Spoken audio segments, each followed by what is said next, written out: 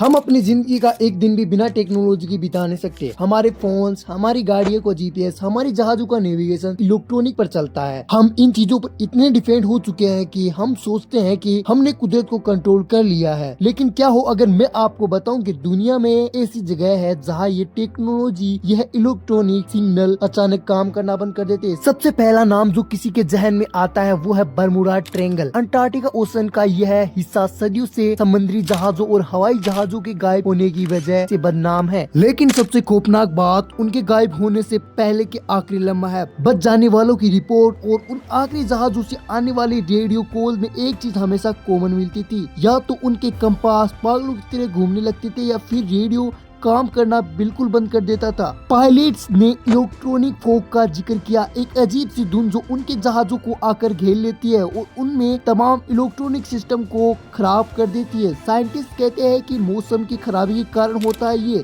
Methane gas उनके चारों तरफ फैल जाती है और उन्हें कुछ दिखाई नहीं देता। लेकिन इतने जहाज और इतने इलेक्ट्रॉनिक सामान सिर्फ इत्तेफाक करके टाल देना मुश्किल है। लेकिन अगर आप सोचते हैं कि ये सिर्फ समंदर के बीच होता है तो आप बिल्कुल गलत है। जमीन पर एक ऐसी जगह है जो शायद बरमुडा ट्रेप से भी ज्यादा खतरनाक है। यह मेक्सिको का एक रेगिस्तान है जिसका नाम है जोना डेल साइलेसियो यानी खामोशी का इलाका। ये नाम ऐसे ही यूनिक नहीं दिया गया है। जैसे ही आप इस इलाके में दाखिल होगे आपका रेडियो बंद हो जाएगा और आपके मोबाइल फोन सिग्नल बिल्कुल गायब हो जाएंगे। वॉकी टॉकी काम करना छोड़ देंगे। यह एक ऐसी डेड जोन है जहाँ कोई रेडियो वेव ना दाखिल हो सकती है ना बाहर जा सकती है। और सबसे अजीब बात यह है कि कंपास की सुई भी एक अच्छी डायरेक्शन नहीं बता पाती। यहाँ पर ऐसा लगता है कि इस जगह पर कोई हवा में ऐसी ताकत है जो हमें बाहर नहीं जाने दे रही। यह जगह 1970 में उस वक्त मशहूर हुई जब अमेरिका का एक मैथेन टेस्ट रॉकेट जो व्हाइट सीड से लॉन्च हुआ था अचानक रास्ता भटक गया और हजारों मील दूर ठीक इसी रेगिस्तान में आकर गिर गया। अब इंजीनियर्स की टीम उसे ढूंढने पहुंची तो उन्होंने तमाम कम्युनिकेशन सिस्टम ने काम करना छोड़ दिया। कुछ लोग कहते हैं कि यहाँ जमीन के नीचे बहुत ज्यादा मैग्नेट और अन्य धातुएं भी है। भाई लोगों में बड़ी मेहनत से एक वीडियो बनाता हूँ। मुझे पता है कि मेरी एक वीडियो बनाने में जान निकल जाती है, तो आप प्लीज एक सब्सक्राइब जरूर से कर देना। स्पेन से आने वाली एनर्जी जमीन से टकराती है और कुछ का तो यह कहना है कि इस रेगिस्तान में आसमान से गिरने वाली